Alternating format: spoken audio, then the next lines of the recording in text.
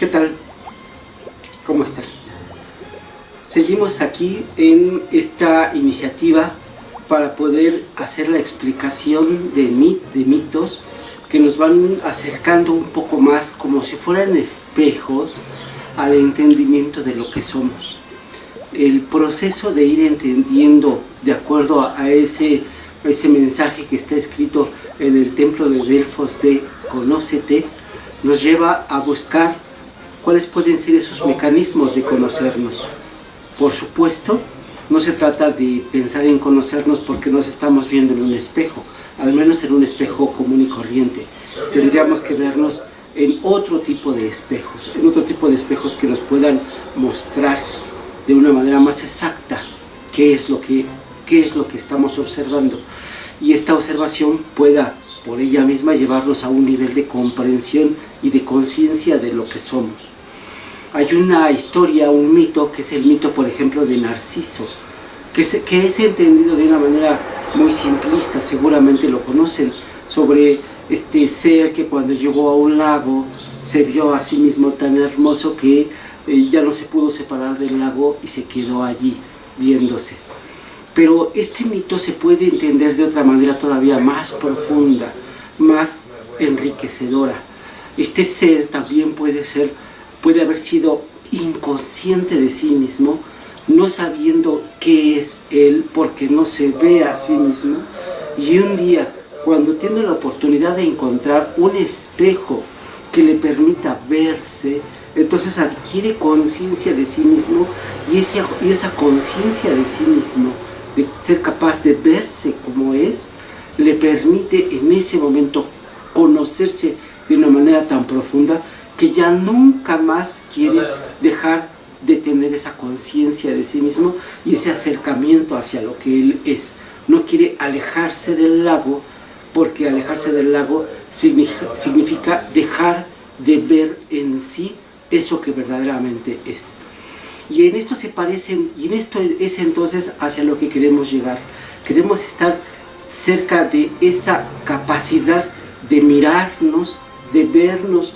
siempre y constantemente, como está planteado en el mito de Narciso, porque esta capacidad de distinguir lo que soy profundamente de aquello que no soy es lo que me va a permitir ir entrando en un proceso de mejora constante, imparable, interna, que permitirá entonces la elevación espiritual. Pero entonces estamos hablando de una elevación espiritual que no se parece en nada a lo que normalmente se entiende por una elevación espiritual, ¿no? Normalmente se entiende en la religión tradicional que la espiritualidad es acercarse místico, inconfesable, poco entendible, pues no sé, un poco imaginario hacia una entidad superior, en este caso Dios. Y perdemos de vista que una verdadera espiritualidad no puede ser posible sin un desarrollo y un entendimiento profundo de quién soy, es decir, de esta visión constante e imparable de qué es lo que soy, qué es lo que me conforma, cómo están armadas mis emociones, cómo están armados mis pensamientos, cómo están todos ellos articulados, y por lo tanto, por qué es que puedo tener pensamientos o emociones, digamos, de odio, de ira, de inconformidad, de frustración, de tristeza. ¿Por qué puede explicarse el sufrimiento? Y es probable, por ejemplo, que yo pudiera tener una vida sin dejar de sufrir, o puedo efectivamente parar el sufrimiento y avanzar en un enriquecimiento y una visión tan superior de la capacidad humana, que entonces no sufra, pase lo que pase, no sufra. Por ejemplo, puedo estar en medio de esta pandemia y no verla como un elemento de sufrimiento, no verla como un elemento que me debe llenar de miedo, sino al contrario, como un elemento que me puede dar una fortaleza interior imparable. Es como si estuviese yo, por ejemplo, en un gimnasio haciendo ejercicio y más ejercicio y más ejercicio, Y todos esos metales, todas esas barras, todos esos pesos, estar allí en esa práctica, lo que están haciendo es desarrollando mi capacidad muscular, desarrollando mi capacidad energética, porque con una buena nutrición y con una práctica constante puedo llegar entonces a tener un cuerpo muy fuerte y muy resistente. Pero en este caso, al hablar del espíritu, no estaríamos hablando de un cuerpo, estaríamos hablando, o en todo caso, de un cuerpo, pero espiritual, es decir, de una fortaleza interior capaz de estar allí sobrellevando incluso los momentos más adversos o lo que se podría considerar más adversos de la vida. Escuché hace poco una frase que decía más o menos así: ahí donde el yo o el ego o la personalidad puede llorar por lo que ha perdido, el alma se regocija por lo que ha encontrado.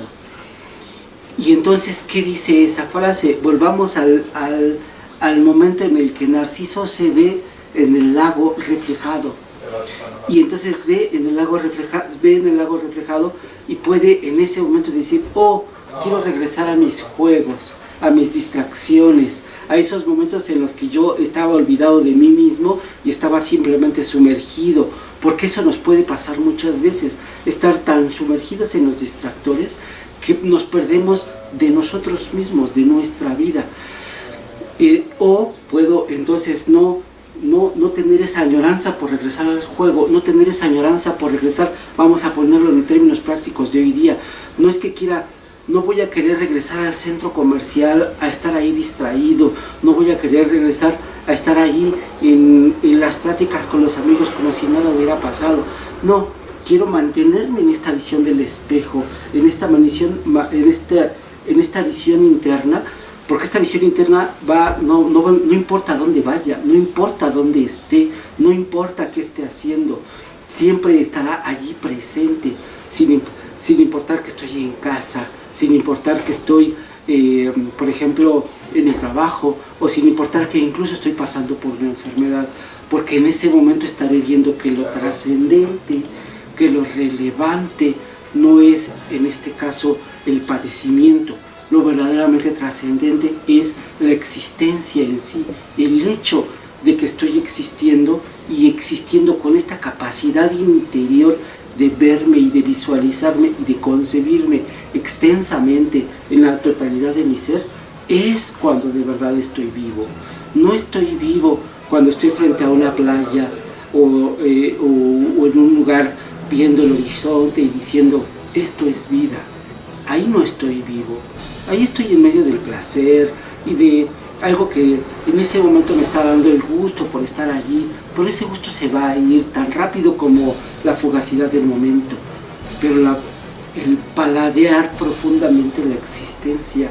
y que instante tras instante diga yo: esto es vida, porque estoy viviendo, porque estoy percibiendo mi vida, mi existencia de una manera plena y constante. Es allí donde de verdad está la vida, pero no nada más en esa visión exterior, sino en esta visión interior, y esta visión interior que incluso pueden darme estas historias y estos espejos. En el próximo video les platicaré retomar este espejo para poder mantener esta vida interna y esta visión interna a partir de otra historia mitológica, en este caso la de Hércules con Prometeo, el momento en el que Hércules libera a Prometeo. Hasta la próxima.